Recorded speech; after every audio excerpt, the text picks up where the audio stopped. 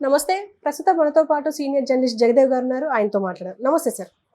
Sir, Chiranjeevi గారు ఒక మాట అన్నారు. ఏంటంటే, నేను బతికినంత కాలం సినిమాల్లోనే ఉంటాను, నాకు ఇంకా రాజకీయాలు సెట్ కావు అని చెప్పేసి ఒక మాట అన్నారు. మీరేమంటారు దీనికి? అంటే ఆయన వివరణ ఇవ్వాల్సి వస్తుందేమో. ఎందుకంటే మొన్న పవన్ కళ్యాణ్ గారికి జనసేన పార్టీకి 5 కోట్ల విరాళం ప్రకటించిన తర్వాత ఆయన మరలా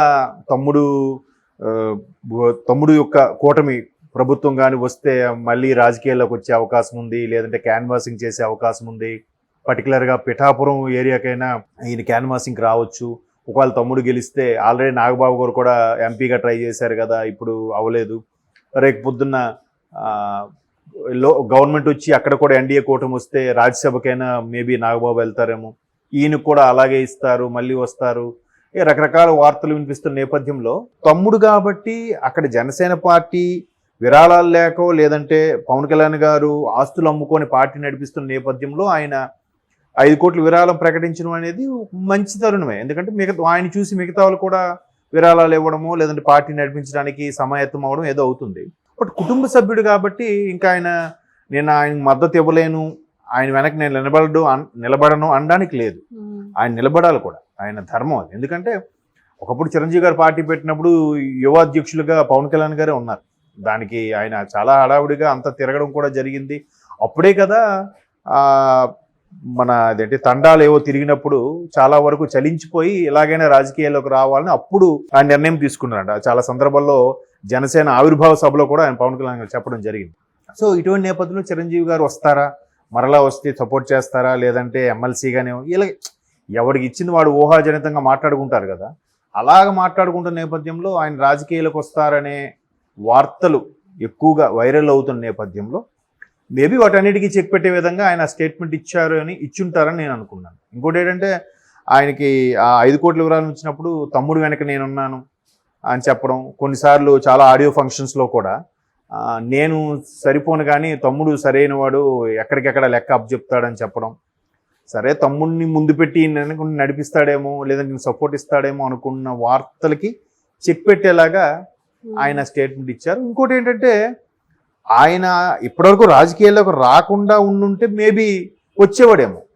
బట్ ఆల్రెడీ 2008లో ప్రజారాజ్యం పార్టీ అనే ఒక పార్టీ పెట్టి సుమారుగా ఒక 18 సీట్లతో ఎన్నో గెలుచుకొని ప్రతిపక్షంలో ఉంటూ అయినప్పటికి కూడా తర్వాత అనూహ్యంగా చాలా మార్పులు జరిగాయి. కాంగ్రెస్లో విలీనమైపోయింది. తర్వాత ఆయన కాంగ్రెస్ తరఫున కేంద్ర మంత్రిగా కూడా వ్యవహరించారు. ఇవన్నీ జరిగాయి.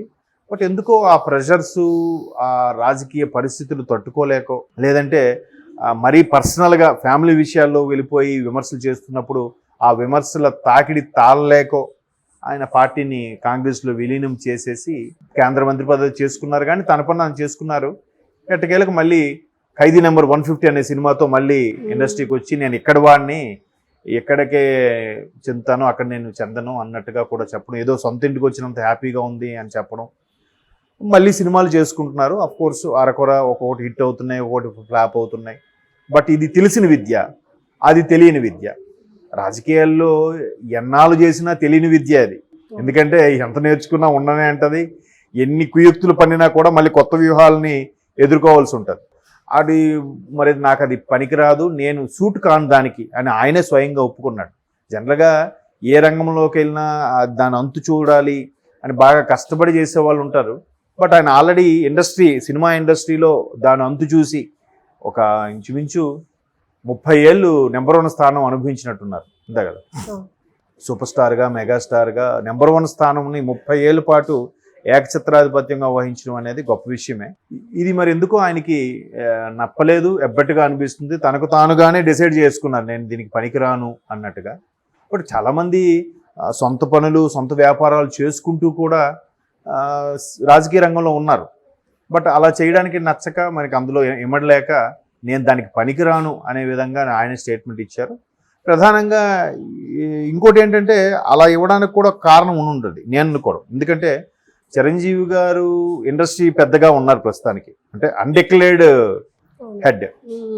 బట్ అలా ఉండడం వల్ల ఆయన ఒక పార్టీకి, ఒక వ్యక్తికి మొగ్గు చూపడం వల్ల రేపొద్దున వేరే ప్రభుత్వాలు వచ్చినా, వాళ్ళకి నచ్చని ప్రభుత్వాలు వచ్చినా, లేదంటే ఇదే టీడీపీ జనసేన కూటమి ఎన్ని రోజులు ఉంటుందో తెలియదు. ఒకవేళ టీడీపీ మళ్ళీ ఇది వేడైపోయినా రకరకాల హడ్డిల్స్ ప్రాబ్లమ్స్ ఈయన వల్ల ఇండస్ట్రీ మొత్తానికి ఇబ్బంది కలుగుతాయనే ఉద్దేశంలో కూడా మేబీ ఎందుకు మనం న్యూట్రల్గా ఉంటేనే బెటరు, వ్యక్తిగతం వేరు రాజకీయం వేరు, సినిమాలు వేరు ఈ ప్రొఫెషన్ వేరు అనుకుని అన్నిటికీ కామన్గా ఉండేలాగా స్టేట్మెంట్ ఇచ్చిండొచ్చని నేను అనుకుంటున్నాను. చాలామంది సినీ ప్రముఖులు అలాగే ఫిల్మ్ నగర్ వర్గాలు మాట్లాడుకున్నది ఏంటంటే దాసరి నారాయణరావు గారు ఒకప్పుడు ఇండస్ట్రీ పెద్దగా ఉండేవారు, ఎవరికి ఏ సమస్య వచ్చినా ఏ సినిమాలు చాలా వరకు ఆగిపోయినా మళ్ళీ మొదలుపెట్టేలాగా సినిమాలు రిలీజ్ అయ్యేలాగా ఎవరైనా గొడవలు పడినా కూడా ఇప్పుడు మోహన్ బాబు లాంటి వాళ్ళ వ్యక్తులకి మోహన్ బాబు గారికి చిరంజీవికి మధ్యలో పొరపచ్చాలు వచ్చినప్పుడు కూడా ఆయన ఏదో సెటిల్ చేశారని కథనాలు, మనకు వాస్తవం తెలియదు.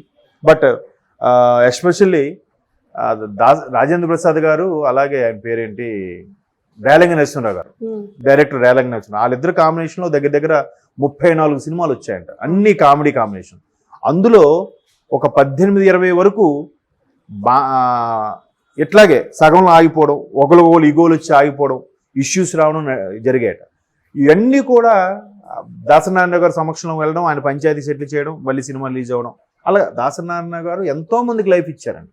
దర్శకుల్లో కూడా బి గోపాలు, రేలంగి నరసింహరావు, కోడి రామకృష్ణ, ఆల్మోస్ట్ అలా రాఘవేంద్రరావు గారు కూడా సమకాలికుడు అయినా కానీ రాఘవేంద్రరావు గారు కూడా చాలా సందర్భాలు చెప్పారు, నాకు నిజంగా ఒక గురు సమాన్ టైపు దాసరి నారాయణరావు గారు, ఇప్పుడు నా తరపున ఆయనే మాట్లాడేవారు అన్నట్టుగా. ఇంకా చాలామంది ఆర్ నారాయణమూర్తి కానీ, శ్రీహరి, మోహన్ బాబు గారు, ఇలాంటి చాలామంది వ్యక్తులకు ఎంతోమందికి లైఫ్ ఇచ్చి ఉన్న వ్యక్తి కాబట్టి ఇప్పుడు చిరంజీవి గారిని ఇన్స్పైర్గా తీసుకొని ఇండస్ట్రీకి చాలామంది వచ్చారు కాబట్టి చిరంజీవి గారిని ఆయన చూసి ఆయనలాగా ఏ బ్యాక్గ్రౌండ్ లేకుండా సూపర్ స్టార్ అవ్వచ్చు అనుకునే వాళ్ళు కొన్ని వందల మంది ఉన్నారు. సో అటువంటి నేపథ్యంలో అతన్ని సినిమాలు చూసి పెరిగిన వాళ్ళందరూ ఇప్పుడు యంగ్ హీరోస్గా చాలామంది అవుతున్నారు. సో వీళ్ళందరికీ కూడా ఆయన ఒక దార్శనికుడిగా ఉన్నారు కాబట్టి ఆయన ఏ స్టెప్ తీసుకున్నా వాళ్ళందరికీ ఇంపాక్ట్ పడే ఛాన్స్ ఉంది. ఇప్పుడు మొన్న పవన్ కళ్యాణ్ గారి సినిమా కోసం ఇండస్ట్రీ అంతా ఎఫెక్ట్ అయ్యింది, సినిమా టికెట్లు తగ్గించడం ఇవన్నీ. సో ఇవన్నిటిని దృష్టిలో పెట్టుకొని మేబీ చిరంజీవి గారు సర్లే తమ్ముడు మనవాడైనా న్యాయంగా ఉండాలి కదా, రేపు పొద్దున ఇండస్ట్రీ అంతా ఇంపాక్ట్ పడొచ్చేమో ఎందుకులే అని చెప్పి ఆయన ఇప్పుడు రాజకీయాల్లోకి వెళ్ళనని చెప్పడం, మరోవైపు ఇండస్ట్రీ అందరికీ కాపాడుకునే విధంగానే ఉంది ఆ స్టేట్మెంట్. మంచి స్టేట్మెంట్. అందుకే ఇండస్ట్రీని దృష్టిలో పెట్టుకొని పైగా మరలా ఆల్రెడీ రాజకీయాలంటే వెగటు పుట్టో లేదంటే అక్కడ నేను సూట్ అవునని అనుకునో వెనక్కి వచ్చేసారు కాబట్టి మళ్ళీ వెళ్ళడం మంచిదే. ఆ స్టేట్మెంట్ వల్ల అతనికి మంచిది, కుటుంబంలో కూడా ఆరోగ్యకరమైన పరిస్థితులు ఉంటాయి, ఇండస్ట్రీలో కూడా ఆరోగ్యకరమైన పరిస్థితులు ఉంటాయి, ఇండస్ట్రీకి ఎటువంటివి రాజకీయ రంగు పులమకుండా ఉంటుందని అందుకు అలా స్టేట్మెంట్ ఇచ్చారని నేను అనుకుంటున్నాను. Okay sir, thank you.